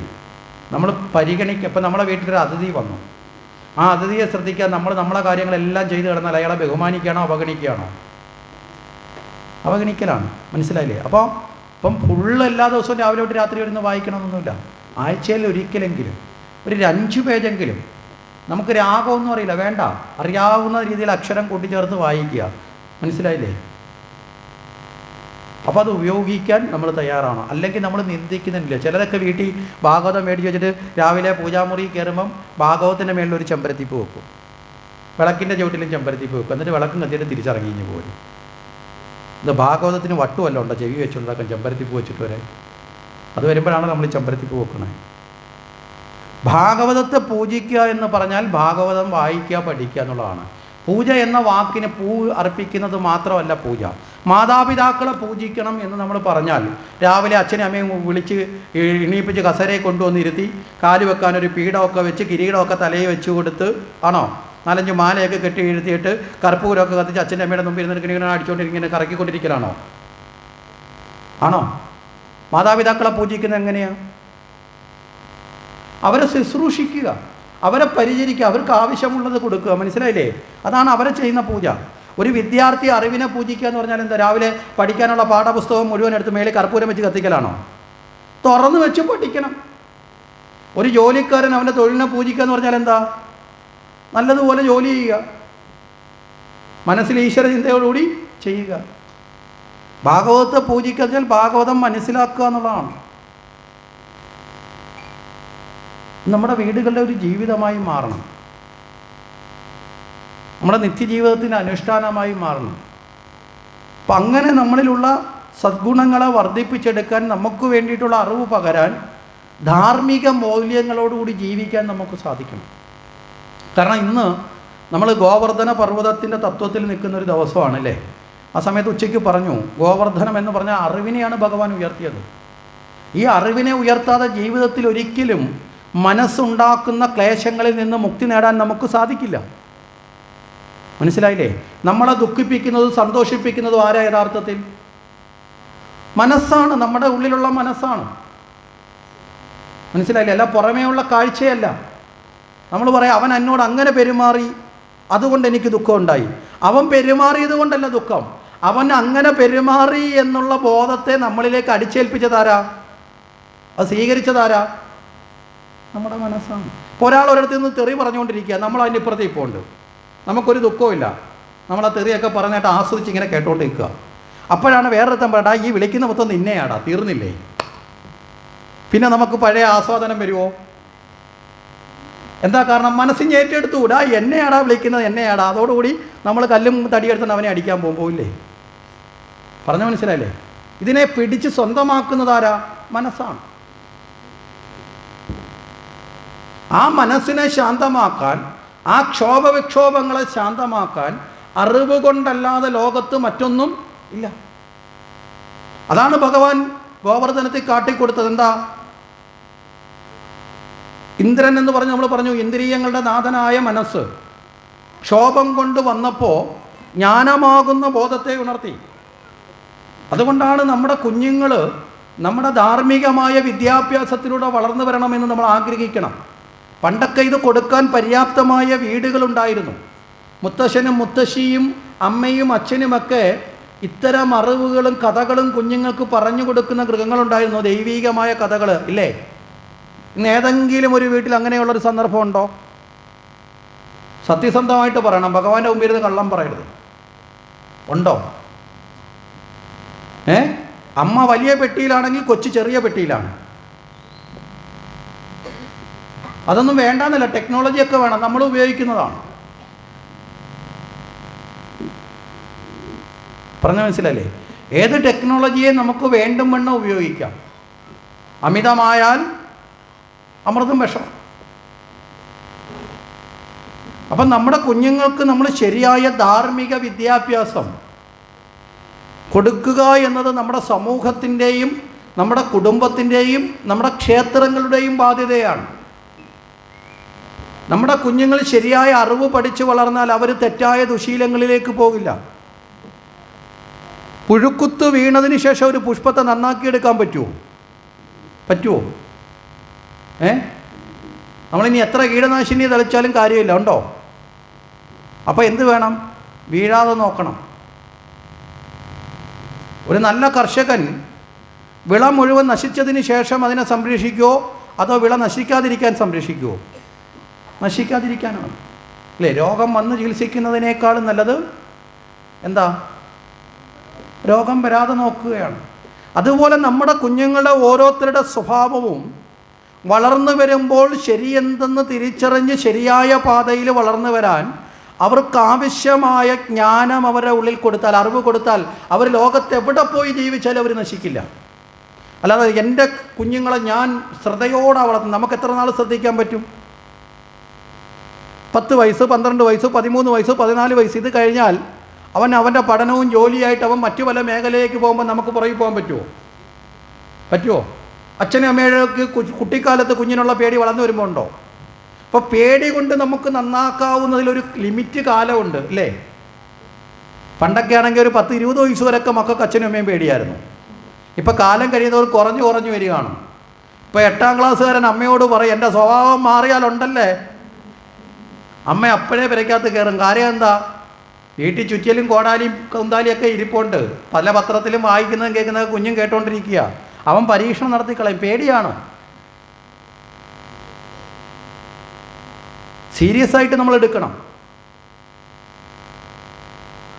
നമ്മുടെ ഏറ്റവും വലിയ പുണ്യം, ഓരോ ഗ്രാമത്തിലെ ഏറ്റവും വലിയ പുണ്യം നമ്മുടെ കുഞ്ഞുങ്ങളുടെ ജീവിതത്തിനുള്ള ധാർമ്മിക വിദ്യാഭ്യാസം കൊടുക്കലാണ്. മനസ്സിലായില്ലേ? അവൻ്റെ ജീവിതത്തിൽ എന്തൊക്കെ ചേർന്നാലാണോ ഒരു നല്ല വ്യക്തിയെ വാർത്തെടുക്കാൻ പറ്റുന്നത്, ആ വിദ്യാഭ്യാസം അവന് കൊടുക്കണം. അതിനു വേണ്ടിയിട്ടുള്ള മാതാപിതാക്കളുണ്ടാവണം. ഞാൻ വ്യക്തിപരമായ ഒരു അനുഭവം പറഞ്ഞാൽ, ഈ ഒരു കഴിഞ്ഞ വൃശ്ചിക മാസത്തിൽ ജീവിതത്തിൽ ഇത്രയും കാലം ഈ സത്സംഗങ്ങളും യജ്ഞത്തിലും പ്രഭാഷണത്തിലൊക്കെ പോകുന്ന അതിൽ നിന്നൊക്കെ വ്യത്യസ്തമായൊരു അനുഭവം ഉണ്ടായി. ഒരു വീട്ടിലെ മുത്തശ്ശൻ എന്നെ ഫോണിൽ വിളിച്ചിട്ട്, അദ്ദേഹം വളരെ കുറച്ച് അടുപ്പമുള്ള ഒരാളാണ്. അദ്ദേഹം എന്നോട് പറഞ്ഞു, അദ്ദേഹത്തിൻ്റെ കൊച്ചുമകൻ വിദേശത്താണ്, മകളും കുടുംബമൊക്കെ വിദേശത്താണ്. അപ്പോൾ ഈ വെക്കേഷൻ ടൈമിൽ ഒരു 10 ദിവസത്തേക്ക് നാട്ടിൽ വരുന്നുണ്ട്. അവന് അത്യാവശ്യം ഭഗവത്ഗീത ഒന്ന് പഠിപ്പിച്ചു കൊടുക്കാൻ എവിടെയെങ്കിലും സ്ഥലമുണ്ടോ എന്ന് ചോദിച്ചു. അപ്പോൾ ഞാൻ പറഞ്ഞു, 10 ദിവസം കൊണ്ട് ഗീത പഠിപ്പിക്കാനുള്ള സ്ഥലമില്ല, ആഴ്ചയിലൊരിക്കൽ ക്ലാസ്. പക്ഷേ അവൻ ആഴ്ചയൊരിക്കൽ ക്ലാസ് നോക്കിയാൽ 2 ക്ലാസ് പോലും തികച്ചു കിട്ടില്ല. കാരണം 10 ദിവസമേ നാട്ടിലുള്ളൂ. അവസാനം ഞാൻ പറഞ്ഞു, അങ്ങനെയാണെന്നൊക്കെ പറഞ്ഞ് ഒഴിഞ്ഞപ്പോൾ എന്നോട് പറഞ്ഞു, അഭിലാഷിന് സാധിക്കുമെങ്കിൽ ഞാൻ കാല് പിടിക്കാം, ഒന്ന് എൻ്റെ വീട്ടിലൊന്ന് കുറച്ച് സമയമെങ്കിലും അവനോട് ഗീതയൊന്ന് പഠിപ്പിച്ചു കൊടുക്കുന്നു. ഞാൻ പറഞ്ഞു, സാറേ ഇതൊരു ഹോം ട്യൂഷൻ പരിപാടിയൊന്നുമല്ല. കുറേ പേരൊക്കെ ഇരിക്കുന്നിടത്ത് പോയി നമ്മളൊരു പ്രഭാഷണം നടത്തിയിട്ടുണ്ട്, ശീലമുണ്ട്. പക്ഷേ ഒരാളുടെ മാത്രം വിളിച്ചിരുത്തി ക്ലാസ് എടുത്തുനിന്ന് വരെ അങ്ങനെ ഒരു ശീലം ഇല്ല എന്ന് ഞാൻ പറഞ്ഞു. അങ്ങനെ ഞാൻ ചെയ്തിട്ടില്ല. അവസാനം ഇദ്ദേഹത്തിന് ഒഴിയാൻ പറ്റാത്ത രീതിയിൽ ഇദ്ദേഹത്തിൻ്റെ നിർബന്ധം സഹിച്ചിട്ട് ഞാൻ പറഞ്ഞു, ഞാൻ എന്തായാലും വീട്ടിലോട്ട് വരാം എന്ന് മാത്രമേ, പഠിപ്പിക്കാനല്ല, ഞാൻ വരാം, ഞാൻ ആ കുട്ടിയായിട്ട് ചുമ്മാ ഇച്ചിരി നേരം സംസാരിക്കാമെന്നൊക്കെ പറഞ്ഞു. ഞാൻ അങ്ങനെ ആ പയ്യനെ കാണാൻ വേണ്ടി ആ വീട്ടിൽ ചെന്നു. അപ്പോൾ കുറച്ച് നേരം ഞാൻ ഗീതയിലൊന്നും പോയി പറഞ്ഞില്ല, ഒരു ശ്ലോകവും പഠിപ്പിക്കാൻ പോയില്ല. ഞാൻ പതുക്കെ കൃഷ്ണനെ അർജുനനെ എന്നൊക്കെ പറഞ്ഞൊന്ന് പരിചയപ്പെടുത്തി ആ കുട്ടിയോട് ചില കാര്യങ്ങൾ ചോദിച്ചു. അപ്പോൾ അവന് കുറേ കാര്യങ്ങളൊക്കെ അറിയാം. അപ്പോൾ കുറച്ച് കാര്യങ്ങളൊക്കെ ഞാനിങ്ങനെ അങ്ങോട്ടും ഇങ്ങോട്ടും ഒന്ന് ചർച്ച ചെയ്തു. കുറേ കാര്യങ്ങൾ കഴിഞ്ഞപ്പോൾ അവനും ഇങ്ങോട്ട് ചില സംശയം ചോദിച്ചു, ഞാൻ മറുപടി കൊടുത്തു. ഞാനിത് പറഞ്ഞു കൊടുക്കുമ്പോൾ ഈ മുത്തശ്ശനും മുത്തശ്ശി അത് കേൾക്കാൻ അവിടെ ഇരിപ്പുണ്ട്. ആ മുത്തശ്ശിയുടെ ബന്ധുക്കൾ 2-3 പേര് അവിടെ ഇരിപ്പുണ്ട്. ഞാൻ ഈ കുട്ടിയെ മാത്രം പ്രതീക്ഷിച്ച് ആ വീട്ടിൽ ചെല്ലുന്നത്. മനസ്സിലായില്ലേ? അവരുടെ തൊട്ട് അയലത്തുള്ള 2-3 പേരും കൂടെ അവിടെ ഇരിക്കണം. സത്യത്തിൽ ചെന്നാൽ ഒരു കൊച്ചു മീറ്റിംഗായി. അപ്പോൾ ഇതൊക്കെ ഇങ്ങനെ പറഞ്ഞു കൊടുത്ത് അവരും വളരെ ശ്രദ്ധയോടെ ഇരുന്നു. അപ്പോൾ എന്നടുത്ത് ഞാൻ പോകാൻ നേരത്ത് അദ്ദേഹം പറഞ്ഞു, അടുത്ത ദിവസം വരണം. മനസ്സിലായില്ലേ? എന്നിട്ട് ആദ്യത്തെ ദിവസം ചെന്നപ്പോൾ തന്നെ ട്യൂഷൻ ഫീസൊക്കെ എടുത്തുകൊണ്ട് വന്നു. ഞാൻ പറഞ്ഞു, സാറേ ഞാനൊന്നും പറഞ്ഞിട്ടില്ല, ഞാനൊന്നും പഠിപ്പിച്ചിട്ടില്ല. പക്ഷെ ഞാൻ വന്നത് അങ്ങയുടെ ഇത്രയും വലിയൊരു ആഗ്രഹം, ഒരു രക്ഷകർത്താവിന് തൻ്റെ കുഞ്ഞിനെ ഇത് പഠിപ്പിക്കണമെന്നുള്ള ആഗ്രഹം കൊണ്ട് വിളിച്ചത് കൊണ്ട് ഞാൻ വന്നതാണ്. അതുകൊണ്ട് 1 രൂപ പോലും എൻ്റെ കയ്യിലേക്ക് ഇത് വരണ്ടെന്ന് പറഞ്ഞു. എനിക്ക് ആവശ്യമില്ലാന്ന് പറഞ്ഞു. കാരണം പൈസയ്ക്ക് ആവശ്യമില്ലാത്തതുകൊണ്ടല്ല. പക്ഷേ അതിനേക്കാളും ഞാൻ കണ്ടത് അദ്ദേഹത്തിൻ്റെ ആഗ്രഹം. അദ്ദേഹം പോലീസ് ഡിപ്പാർട്ട്മെൻറ്റിൽ റിട്ടയർഡ് ചെയ്തൊരു SP ആണ്. മനസ്സിലായില്ലേ?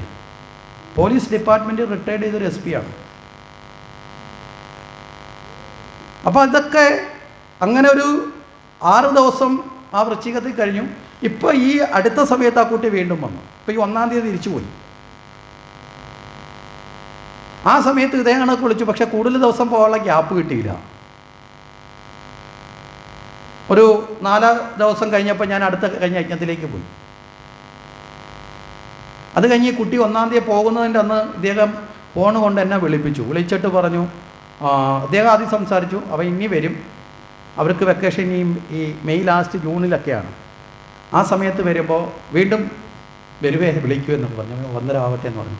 സത്യത്തിൽ അതുപോലെയുള്ള മാതാപിതാക്കൾ. ആദ്യത്തെ ഇത് കഴിഞ്ഞു പോയപ്പോൾ അദ്ദേഹം എന്നോട് പറഞ്ഞത്, അഭിലാഷേ ഒരുപാട് മാറ്റമുണ്ട്, അവൻ നല്ലതുപോലെ പഠിക്കുന്ന കാര്യത്തിലും അവൻ്റെ പെരുമാറ്റത്തിലുമൊക്കെ എൻ്റെ മോൾക്കൊക്കെ വലിയ സന്തോഷമായി. കാരണം അവൻ ഒരുപാട് മാറ്റം വന്നു അവൻ്റെ ജീവിതത്തിൽ. ഇതിനിടയിൽ വെച്ച് അവൻ്റെ ജന്മനാൾ വന്നു. ആ ജന്മനാളിൻ്റെ അന്ന് അവൻ അവൻ്റെ അച്ഛൻ്റെ അമ്മയുടെ ആദ്യമായിട്ട് അവൻ തൊഴുതു. മനസ്സിലായില്ലേ? അവർക്കതിൽ പരം ഒരു ആനന്ദം വേറെയില്ല. നമ്മളൊക്കെ അച്ഛൻ്റെ അമ്മയുടെയും കാല് തൊട്ട് തൊഴുന്നത് എപ്പോഴാണ്? 2 സമയത്ത്. ഇപ്പോൾ 2 ഇല്ല, ഇനിയിപ്പോൾ 1 കുറയ്ക്കണം. 2 സമയത്ത്, ഒന്ന് കല്യാണം കഴിക്കാൻ നേരത്ത്. എന്താ കാര്യം? ഇനി കല്യാണം കഴിപ്പിച്ചില്ലെങ്കിലോ ഫോട്ടോഗ്രാഫർ പറയും ഒന്ന് കുനിയാൻ. ഇപ്പോൾ കാല് വരെ പോത്തില്ല, ഒന്ന് വളയുമ്പോൾ തന്നെ ഫോട്ടോ എടുത്തു കഴിഞ്ഞാൽ പറയും മതി എന്ന് പറയും. കാര്യം താഴെ വരെ പോയാൽ ഉടുത്തിരിക്കുന്നതൊക്കെ ചുളിയുമല്ലോ. ശരിയല്ലേ? രണ്ടാമത് മരിച്ചു കഴിഞ്ഞ് ജീവൻ നഷ്ടപ്പെട്ടിട്ട് അവരെ കാലി തൊട്ട് വല്ല കാര്യമുണ്ടോ? വെറുതെ ഒന്ന് തൊഴുതാം. നമുക്ക് അച്ഛനും അമ്മയുടെയും ചൈതന്യം കൂടി കൊണ്ട് ശരീരമായിട്ടൊന്ന് തൊഴുതാം. എപ്പോഴാണ് നമ്മൾ മനസ്സിൽ അവരെ നമസ്കരിക്കേണ്ടത്? ജീവിച്ചിരിക്കുമ്പോഴാണ്. ജീവിച്ചിരിക്കുമ്പോൾ നമ്മുടെ മാതാപിതാക്കളെ സ്നേഹിക്കാൻ സാധിക്കണം. വേണ്ടേ? വേണോ വേണ്ടയോ? അതല്ലേ വേണ്ടത്. ജീവിച്ചിരിക്കുമ്പോൾ അച്ഛനും അമ്മയ്ക്കും 50 രൂപയുടെ മരുന്ന് വാങ്ങിക്കൊടുക്കാതെ, ആഹാരം വാങ്ങിക്കൊടുക്കാത്തവനാണ് അച്ഛനും അമ്മയും മരിച്ചു കഴിയുമ്പോൾ 500 പേർക്കുള്ള ഇഡലി സാമ്പാറും വെച്ച് സദ്യ നടത്തുന്നത്. മനസ്സിലായില്ലേ? നമ്മൾ കൃത്യമായി ചിന്തിക്കുക. നമ്മുടെ കുഞ്ഞുങ്ങൾ നന്നായി വളർന്നു വരാനുള്ള വിദ്യാഭ്യാസം, ധാർമ്മിക മൂല്യങ്ങൾ പഠിക്കണം. ഭാഗവതവും ഭഗവത്ഗീതയും ഹരിനാമകീർത്തനവും ജ്ഞാനപ്പാനയും രാമായണവും അതിലെ കഥകളും തത്വങ്ങളും ഒക്കെ പഠിച്ചാൽ നിങ്ങളുടെ കുഞ്ഞുങ്ങൾ നാളെ പകരം വെക്കാൻ സാധിക്കാത്ത സമ്പത്തോടു കൂടിയ ബൗദ്ധികമായ അറിവിൻ്റെ സമ്പത്തുള്ള നല്ല സന്താനങ്ങളായി, നല്ല വ്യക്തികളായി, ജീവിതത്തിൽ ദുശീലങ്ങളില്ലാത്ത നല്ല കുടുംബങ്ങളെ സൃഷ്ടിക്കാൻ സാധിക്കുന്ന നല്ല കുഞ്ഞുങ്ങളായി, മാതൃകയായി നമ്മുടെ കുഞ്ഞുങ്ങൾ വളർന്നു വരും. മനസ്സിലായില്ലേ? അതിനുള്ള പഠന കേന്ദ്രങ്ങൾ ക്ഷേത്രങ്ങളിൽ ഉണ്ടാവണം. ക്ഷേത്രം വിദ്യാഭ്യാസ കേന്ദ്രമായി മാറണം. ശരിയായ അറിവ് കൊടുത്ത് ശരിയായ വ്യക്തിയെ വളർത്തി ഒരു ഭഗവാന്റെ നല്ല ഭക്തൻ എന്ന് പറഞ്ഞാൽ, ക്ഷേത്രത്തിലെ ഉത്സവം വരുമ്പോൾ കാല് നിലത്തുറയ്ക്കാതെ ഡിസ്കോ ഡാൻസ് കളിക്കുന്നവനോ, ഗാനമേളയുടെ മുമ്പിൽ കിടന്ന് ചാടുന്നവനോ, ക്ഷേത്രത്തിൽ പോലും കയറി തൊഴുതാത്ത സമയത്ത് അല്ലാത്ത ആഘോഷത്തിൽ വന്ന് കൂവി വിളിച്ച് നാട്ടിൽ കിടന്ന് അടിയുണ്ടാക്കുന്നവനോ അല്ല ഭഗവാന്റെ ഭക്തനാവേണ്ടതാണോ? ആണോ? ക്ഷേത്രത്തിൽ കയറുമ്പോൾ മാത്രം ഞാൻ നല്ല ആൾ, പുറത്തിറങ്ങിയ ഞാൻ കുഴപ്പക്കാരനാകുന്ന ആണിനെയും പെണ്ണിനെയും സൃഷ്ടിക്കാനല്ല ഭക്തി. ആണോ? നല്ല ഭക്തനെ സൃഷ്ടിക്കാനാണ് ക്ഷേത്രം. അവിടെ പൂജാതി വിധികൾ മാത്രമല്ല നടക്കേണ്ടത്. ഓരോ വ്യക്തിയെയും വാർത്തെടുക്കുന്ന പ്രാഥമിക വിദ്യാഭ്യാസം, വ്യക്തി നിർമ്മാണം. നമ്മൾ ഇന്നത്തെ പാഠപുസ്തകങ്ങളിലോ പഠിക്കുന്ന സിലബസുകളിലെ മാത്രം ആശ്രയിച്ചാൽ ഒരു നല്ല കുഞ്ഞിനെ വളർത്തിയെടുക്കാമെന്ന് നമുക്ക് വിശ്വാസമുണ്ടോ? ഉണ്ടോ? ഇന്നത്തെ സ്കൂൾ കോളേജ് തലത്തിലുള്ള പാഠപുസ്തകത്തെ മാത്രം ആശ്രയിച്ച് നമ്മുടെ കുഞ്ഞുങ്ങൾ വളർന്നാൽ ചിലപ്പോൾ നാളെ ഒരു ജോലി കിട്ടുമായിരിക്കും. അതിനപ്പുറം നല്ല സ്വഭാവമുള്ള കുഞ്ഞുങ്ങളെ വളർത്തിയെടുക്കാമെന്ന് 100% വിശ്വാസം നിങ്ങൾക്കുണ്ടോ? ഏതെങ്കിലും ഒരു പാഠപുസ്തകത്തിൽ നമ്മുടെ കുഞ്ഞുങ്ങൾ നമ്മുടെ മാതാപിതാക്കളെ, മുതിർന്നവരെയും സ്നേഹിക്കണമെന്നും നമ്മുടെ കുടുംബത്തെ ഉൾക്കൊണ്ടുകൊണ്ട് ജീവിക്കണമെന്നും നല്ല സ്വഭാവത്തോടെ ജീവിക്കണമെന്നും ദുശീലങ്ങളില്ലാതെ ജീവിക്കണമെന്നും നല്ല വ്യക്തിയാകണമെങ്കിൽ ഇന്ന ഗുണങ്ങളുണ്ടാകണമെങ്കിൽ ജീവിതത്തിൽ വിജയിക്കാനുള്ള പ്രാപ്തി നേടണം, ഇന്നതൊക്കെ നേടണമെന്ന് ഏതെങ്കിലും പാഠപുസ്തകത്തിലുണ്ടോ? ഉണ്ടോ? ഇല്ല. അതാണ് സത്യം. ഇന്ന് നമ്മൾ കണ്ടുകൊണ്ടിരിക്കുന്നത് എവിടെയാ? ജന്മം കൊടുത്ത മാതാപിതാക്കളെപ്പോലും സമൂഹത്തിന് മുമ്പിൽ തല കുനിയിപ്പിച്ചുകൊണ്ട് 18 വയസ്സ് കഴിയുമ്പോഴത്തേക്ക് വഴിയിൽ നിന്ന് ശൂളമടിച്ചവൻ്റെ കൂടെ ഇറങ്ങിപ്പോകുന്ന പെൺകുട്ടികളുടെ എണ്ണം കൂടിക്കൊണ്ട്. ശരിയല്ലേ? നമ്മളൊന്ന് ആലോചിച്ച് നോക്കുക. നമ്മൾ ജനിക്കുന്നതിന് മുമ്പ് തന്നെ നമ്മളെ ഇഷ്ടപ്പെട്ടവരാണ് നമ്മുടെ മാതാപിതാക്കൾ. നമ്മൾ ഈ ഭൂമിയിൽ എത്തുന്നതിന് മുമ്പ് നമ്മളെ സ്നേഹിച്ചത് നമ്മുടെ മാതാപിതാക്കൾ മാത്രമാണ്. അല്ലേ? നമുക്ക് 16, 17, 18 വയസ്സായപ്പോഴാണ് റോഡിൽ വെച്ച് കണ്ട കൊച്ചാട്ടൻ നമ്മളെ നോക്കി ശൂളം അടിക്കുന്നത്, അല്ലെങ്കിൽ നമ്മൾ കൊച്ചാട്ടനെ കണ്ട് ചിരിച്ചത്. മനസ്സിലായോ? പുറമേ കാണുന്ന പുറംപൂച്ച് കൊണ്ട് ചാടിപ്പിടിക്കും. അവസാനം ദുഃഖമോ ഭാഗ്യമുള്ള ചിലർക്കൊക്കെ ചിലപ്പോൾ കുഴപ്പമില്ലാതെ പോകും. ബാക്കിയുള്ളതൊക്കെ ചെന്ന് പിടിച്ച വള്ളി പെരുമ്പാമ്പിൻ്റെ വാലി പിടിച്ച കണക്കായിരിക്കും. വാല് കണ്ടപ്പോൾ സുന്ദരം, പിന്നെ തല കണ്ടപ്പോൾ അത് ഉള്ളി വീഴുന്നു. ഇതാണ് അവസ്ഥ. അപ്പോഴും പറയുന്നത് എന്താ? സ്നേഹം നല്ലതല്ലേ? സ്നേഹം നല്ലതാണ്. പക്ഷേ നമ്മളെ കുഞ്ഞുനാൾ മുതലേ കയ്യിലെടുത്ത് നമുക്ക് വേണ്ടി ഉറക്കമൊഴിഞ്ഞ് നമുക്ക് വേണ്ടി കഷ്ടപ്പെട്ട് നമ്മളുടെ സുഖത്തിന് വേണ്ടി സ്വന്തം ജീവിതത്തിൻ്റെ സുഖങ്ങളെ എല്ലാം മാറ്റി വെച്ചുകൊണ്ട് ചിലപ്പോൾ പട്ടിണി വരെ കിടന്നുകൊണ്ട് നമുക്ക് വേണ്ടി ജീവിച്ച നമ്മുടെ മാതാപിതാക്കൾ നമുക്ക് നൽകിയ സ്നേഹമല്ലേ? അല്ലേ? അവർക്ക് തിരിച്ച് സ്നേഹം കൊടുക്കാൻ നമുക്ക് ബാധ്യതയില്ലേ? അങ്ങനെയുണ്ടെങ്കിൽ നമ്മുടെ വീടുകളിൽ നമ്മുടെ അച്ഛനമ്മമാർ പ്രായം ചെല്ലുമ്പോൾ അനാഥരായി മാറുമോ? നമ്മൾ അച്ഛനമ്മമാരുടെ സമൂഹത്തിൽ തലകുനിയിച്ചിട്ട് നമ്മൾ നാളെ കാണുന്ന ഒരുത്തൻ്റെ കൂടെ ഒളിച്ചോടി പോകുന്ന ജീവിതത്തിലേക്ക് നമ്മുടെ കുഞ്ഞുങ്ങൾ എത്തുമോ? പറഞ്ഞതിൻ്റെ ആശയം മനസ്സിലായോ? അപ്പം അതൊക്കെ നമ്മുടെ ജീവിതത്തെ രൂപപ്പെടുത്താൻ ആവശ്യമായ, നമ്മുടെ കുഞ്ഞുങ്ങൾ വളർന്നു വരുമ്പോൾ പുഴുക്കുത്തേക്കാത്ത, കേടുപറ്റാത്ത സ്വഭാവത്തോടു കൂടിയ കുഞ്ഞുങ്ങൾ വളർന്നു വരണമെങ്കിൽ നമ്മൾ ഈ ഒരു യജ്ഞം നടത്തിയത് കൊണ്ട് മാത്രം സാധിക്കില്ല. കാര്യം വർഷത്തിലൊരു യജ്ഞം കഴിഞ്ഞിട്ട് പിന്നീട് നമ്മൾ എന്ത് ചെയ്യും? അല്ലേ? പൂജയ്ക്കെടുത്ത വിളക്ക് വർഷത്തിലൊരിക്കൽ തേച്ച് മിനുക്കി വൃത്തിയാക്കി പൂജയ്ക്ക് വെച്ച് അത് കഴിഞ്ഞ് തട്ടിൻ്റെ പുറത്ത് കൊണ്ടിട്ടു. അത് അവിടെ കിടന്ന് വീണ്ടും അടുത്ത വർഷം ആകുമ്പോഴത്തേക്ക് വീണ്ടും ക്ലാവ് പിടിക്കും. പിടിക്കില്ലേ? വീണ്ടും തേച്ച് കൂടെ കൊണ്ടുവെക്കും, വീണ്ടും കൊണ്ടിട്ടും വീണ്ടും ക്ലാവ് പിടിക്കും. എന്തെങ്കിലും ഗുണമുണ്ടോ? എന്നും അത് ക്ലിയറായിരിക്കാൻ നമ്മൾ നിത്യേന അത് ക്ലാവ് പിടിക്കാനൊക്കെ എല്ലാ ദിവസവും വൃത്തിയാക്കുന്നത് പോലെ ആഴ്ചയിൽ ഒരിക്കലെങ്കിലും നമ്മുടെ കുഞ്ഞുങ്ങൾ ഈ ക്ഷേത്രത്തിൽ നമുക്ക് ഇതിനുള്ള സൗകര്യമുണ്ട്. ഇവിടെ ഈ ഒരു പന്തലുണ്ട്, ഇപ്പോൾ ഒരു അന്നദാനം കൊണ്ടുണ്ട്, മഴ എന്നാലിരിക്കാൻ ഇവിടെ കസേരയുണ്ട്. നമ്മളവിടെ ഇരുന്ന് നമ്മുടെ നാട്ടിലുള്ള അറിവുള്ള ചില ആൾക്കാരെ പങ്കെടുപ്പിച്ച് നമ്മുടെ ഭഗവത്ഗീതയും രാമായണവും ഭാഗവതവും ഒക്കെ പഠിപ്പിക്കുന്ന, നമ്മുടെ ഈ യജ്ഞം കഴിഞ്ഞാൽ തൊട്ടടുത്ത ദിവസങ്ങളിൽ മുതൽ നമ്മുടെ ഈ ക്ഷേത്രസന്നിധി ഒരു അറിവിൻ്റെ അക്ഷയകനി സരസ്വതി ദേവിയുടെ ക്ഷേത്രമായി മാറണം. സരസ്വതിയുടെ വിഗ്രഹം വെക്കണ്ട, അറിവ് പകരുന്ന, മനസ്സിലായില്ലേ? ആ അറിവിലൂടെ വളരുന്ന കുഞ്ഞുങ്ങളെ വളർത്തിയെടുക്കാൻ നമുക്ക് സാധിക്കണം. അപ്പോഴാണ് ഗോവർദ്ധനോദ്ധാരണം നടക്കുന്നത്. മനസ്സിലായില്ലേ? ഈ ഗ്രാമത്തിലൊരു ഗോവർദ്ധനോദ്ധാരണം നടക്കുന്നത്. ഗോ എന്ന് പറഞ്ഞാൽ അറിവ്, ഉദ്ധരണം എന്ന് പറഞ്ഞാൽ ഉയർത്തുക. അറിവിനെ ഉയർത്തിക്കൊണ്ട് അറിവിൻ്റെ കുടക്കീഴിൽ നമ്മുടെ കുഞ്ഞുങ്ങൾ സുരക്ഷിതരാവട്ടെ. വേണോ വേണ്ടയോ? മനസ്സിലായോ? മാതാപിതാക്കളെ സ്നേഹിക്കുന്ന, ബഹുമാനിക്കുന്ന കുഞ്ഞുങ്ങളുണ്ടാവണം. ഒന്നാമത്തെ പോയിന്റ് അതിനു വേണ്ടിയിട്ടാണ്. രണ്ടാമത്തെ പോയിന്റ്, ജീവിതത്തിൽ ദുശീലങ്ങളിലേക്കും ലഹരികളിലേക്കും മാനസിക വൈകൃതങ്ങളിലേക്കും പോകാത്ത കുഞ്ഞുങ്ങളുണ്ടാവണം. മൂന്നാമത്തെ പോയിന്റ്, ജീവിതത്തിൽ ഒരു പ്രതിസന്ധിയോ ദുഃഖമോ വന്നാൽ ആത്മഹത്യ ചെയ്യുന്ന, ജീവിതത്തിൽ ഒളിച്ചോടുന്ന വിഷാദ രോഗികളായി, മനോരോഗികളായി മാറാത്ത കുഞ്ഞുങ്ങൾ. ഈ 3 കാര്യത്തിന് വേണ്ടി മാത്രമാണ് ഈ പറഞ്ഞ ഈ പഠനം നടക്കണം. മനസ്സിലായോ? ഈ 3 കാര്യത്തിന് വേണ്ടി, അതിനപ്പുറത്തൊന്നിനുമല്ല. നിങ്ങൾക്ക് തോന്നുവാണ് എൻ്റെ കുഞ്ഞിതിന് വേണം, ഇത് പഠിക്കണം എന്നാഗ്രഹിക്കുന്നുണ്ടെങ്കിൽ നമ്മൾ നമ്മുടെ കുഞ്ഞുങ്ങളെ ഇതിനെ തയ്യാറാക്കുക. നമ്മളതിനൊരു കവചമായി മാറുക. നമുക്ക് ചെയ്യാൻ പറ്റുന്ന ഏറ്റവും വലിയ ഈശ്വര പൂജയാണ് നല്ല കുഞ്ഞുങ്ങളെ വളർത്തിയെടുക്കുക. അവർ ഈ നാടിൻ്റെ നന്മയുള്ളവരായി മാറും. അവർ ഈ നാടിനെ നിലനിർത്തും. അതുകൊണ്ട് അതിനുള്ള പരിശ്രമം സാക്ഷാൽ ഭഗവതിയുടെ സർവം ഭദ്രമാക്കുന്ന ഭദ്രയുടെയും സർവ്വദുർഗങ്ങളെയും പ്രതിസന്ധികളെയും കടക്കുന്ന ആ ദുർഗയുടെയും കരുത്തുകൊണ്ട് നമുക്ക് നേടാൻ സാധിക്കട്ടെ എന്ന് മാത്രം ഈ സമയത്ത് സൂചിപ്പിക്കുകയാണ്. നമ്മുടെ